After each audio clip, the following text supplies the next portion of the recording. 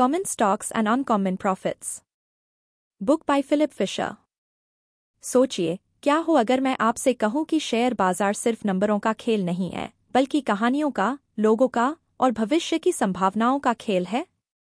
क्या हो अगर मैं आपसे कहूं कि कुछ ऐसी चीजें हैं जो आपको उन आम निवेशकों से अलग कर सकती हैं जो सिर्फ भीड़ का पीछा करते हैं? फिलिप फिशर ने दशकों पहले हमें यही रास्ता दिखाया था। तो अपनी सीट बेल्ट बांध लीजिए, क्योंकि यह सिर्फ एक किताब की समरी नहीं है, यह एक मानसिकता को बदलने की यात्रा है। चैप्टर 1। इंट्रोडक्शन। आमतौर पर जब हम शेयर बाजार के बारे में सोचते हैं तो हमारे दिमाग में क्या आता है?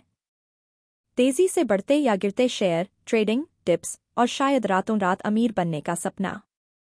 लेकिन फिलिप फिशर इन सब से कहीं ऊपर उठकर सोचते थे।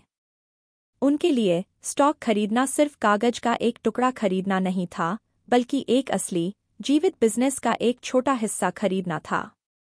वे कहते थे, बाजार में सिर्फ शेयरों की नहीं, बल्कि अच्छी कंपनियों की तलाश करो। ये बात सुनने में भले ही आसान लगे, लेकिन इसके पीछे एक गहरा दर्शन छुपा है। जरा सोचिए, जब आप एक किराना दुकान खोलते हैं, तो क्या आप सिर्फ आज के मुनाफे के बारे में सोचते हैं? नहीं, आप उसके भविष्य, उसकी ग्राहकों की सेवा और उसकी विकास क्षमता के बारे में सोचते हैं। फिलिप फिशर चाहते थे कि हम शेयरों के साथ भी वही नजरिया अपनाएं। चैप्टर 2। फिलिप फिशर का 15 बिंदु एक कंपनी को समझने का विज्ञान। फिशर ने एक अच्छी कंपनी को पहचानने के लिए 15 ऐसे पॉइंट्स बताए थे जिन्हें वह किसी जासूस की तरह खोजते थे। ये सिर्फ वित्तीय डेटा नहीं थे, बल्कि एक कंपनी की आत्मा को समझने का प्रयास था। आइए इनमें से कुछ सबसे महत्वपूर्ण बिंदुओं को समझते हैं। 2.1 द कंपनीज प्रोडक्ट्स और services and their market potential. Fisher कहते थे, देखो कंपनी क्या बना रही है या क्या सेवा दे रही है।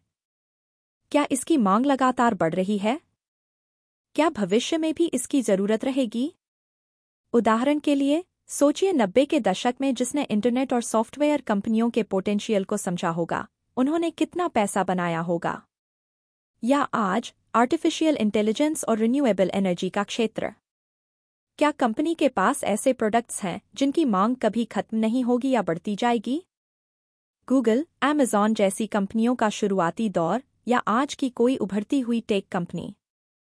ग्राफिक में उनके विकास की एक समय रेखा। 2.2 अडी में निवेश, investment in research and development.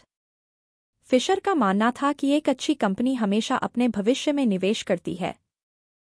वे लगातार नए और बेहतर प्रोडक्ट्स बनाने पर काम करती है।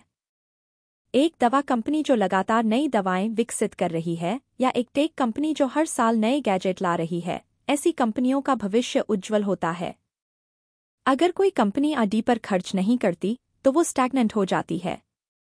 एप्पल की आईफोन डेवलपमेंट यात्रा, या कोई फार्मा कंपनी जो नई वैक्सीन पर काम कर रही है। 2.3 the strength of the sales force. एक बेहतरीन प्रोडक्ट भी तब तक सफल नहीं हो सकता जब तक उसे बेचने वाली टीम दमदार न हो।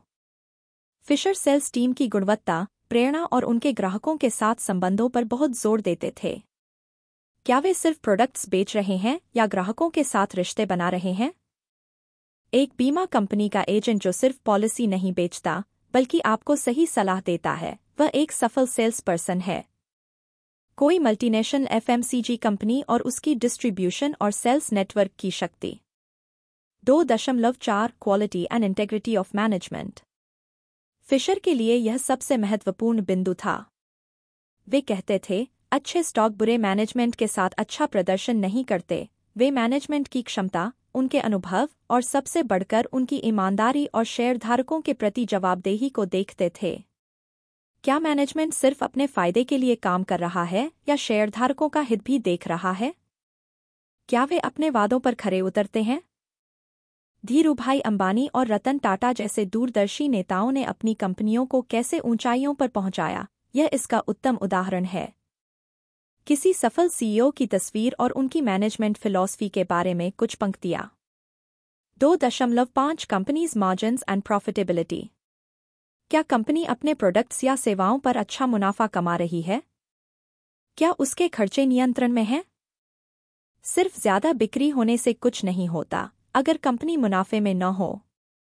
फिशर ऐसी कंपनियों को पसंद करते थे जो न केवल पैसा कमाती हैं बल्कि उसे बुद्धिमानी से रीइन्वेस्ट भी करती हैं ताकि भविष्य में और वृद्धि हो सके। 2.6 ट्रांसपेरेंसी ऑफ अकाउंटिंग प्रैक्टिसेस।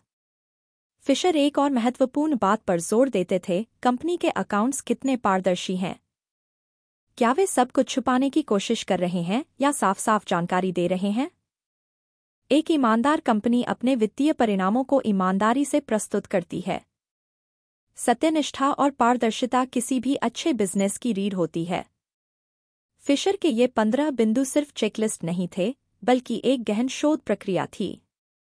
वे सिर्फ बैलेंस शीट नहीं पढ़ते थे, वे कंपनी के कर्मचारियों, ग्राहकों और यहां तक कि प्रतिस्पर्धियों से भी बात करके जानकारी जुटाते थे। इसे वे स्कटलबट अप्रोच कहते थे, यानी अफवाहों के जरिए सही जानकारी निकालना। चैप्टर 3 ग्रोथ और वैल्यू का संगम, एक अनोखा नजरिया। फिलिप फिशर को अक्सर ग्रोथ इन्वेस्टर कहा जाता है, यानी वे निवेशक जो ऐसी कंपनियों में निवेश करते हैं जिनकी विकास दर बहुत तेज होती है। लेकिन उनकी सोच सिर्फ यहीं तक सीमित नहीं थी। वे वैल्यू को भी महत्व देते थे। वे सिर्फ तेजी से बढ़ने वाली कंपनी नहीं चाहते थे, बल्कि ऐसी कंपनी चाहते थे जो अच्छी कीमत पर मिल रही हो और जिसका भविष्य सुरक्षित हो।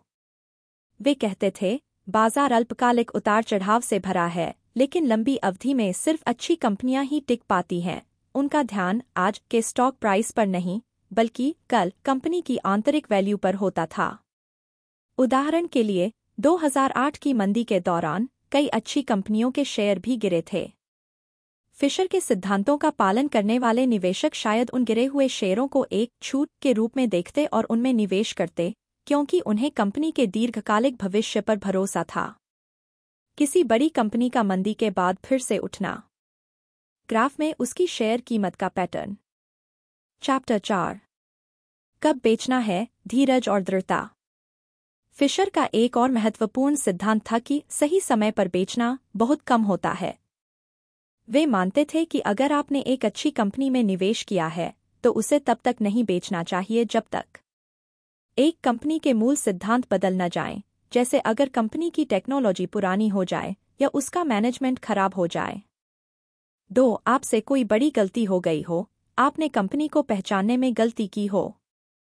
वे कहते थे, सबसे अच्छा समय बेचने का वह है जब कंपनी की बुनियादी बातें खराब होने लगें। उनका मानना था कि बार बार खरीदने बेचने से सिर्फ ब्रोकर को फायदा होता है, निवेशक को नहीं। धीरज रखना और लंबी अवधि के लिए निवेशित रहना ही अनकॉमन प्रॉफिट्स पाने का राज है। वॉरेन बफेट का कोका कोला में दीर्घकालिक निवेश। चैप्टर 5 आम निवेशक के लिए सबक, हम क्या सीख सकते हैं। अब सवाल यह है कि हम आम निवेशक फिलिप फिशर की इस गहन ज्ञान से क्या सीख सकते हैं। 1 डोंट रश। शेयर बाजार कोई दौड़ नहीं है। शोध करें, समझें और तभी निवेश करें। 2 understand the company, not just the stock. सिर्फ टिप्स के पीछे न भागें। कंपनी के बिजनेस मॉडल, मैनेजमेंट और भविष्य की संभावनाओं को गहराई से समझें। 3 थिंक लॉन्ग टर्म। शेयर बाजार में छोटे मोटे उतार चढ़ाव सामान्य हैं। आपका ध्यान कंपनी के दीर्घकालिक विकास पर होना चाहिए। 4 रिव्यू रेगुलरली। अपनी निवेशित कंपनियों पर नजर रखें। अगर उनकी बुनियादी बातें बदलती हैं तो ही अपनी रणनीति पर पुनर्विचार करें। 5 नॉलेज इज पावर। निवेश के बारे में लगातार सीखते रहें। किताबें पढ़ें, अच्छे एनालिस्ट्स को सुनें, लेकिन अपना दिमाग खुद लगाएं। कंक्लूजन। अनकॉमन प्रॉफिट्स की कुंजी। तो दोस्तों, हमने देखा कि फिलिप फिशर की common stocks and uncommon profits सिर्फ एक निवेश गाइड नहीं है, बल्कि एक बिजनेस फिलॉसफी है। यह हमें सिखाती है कि कैसे भीड़ से अलग होकर अपनी समझ और शोध के दम पर हम ऐसे अनकॉमन प्रॉफिट्स कमा सकते हैं जिनकी आम निवेशक कल्पना भी नहीं कर पाते। फिशर का मंत्र सरल था, अच्छी कंपनियों को खोजें, उनके बिजनेस को गहराई से समझें और उनमें लंबे समय के लिए निवेश करें। यह कोई जादू की छड़ी नहीं है, बल्कि धैर्य, शोध और अनुशासन का परिणाम है। याद रखिए, शेयर बाजार में पैसा बनाना कोई रॉकेट साइंस नहीं है। यह सिर्फ सामान्य ज्ञान को असाधारण तरीके से लागू करने की बात है।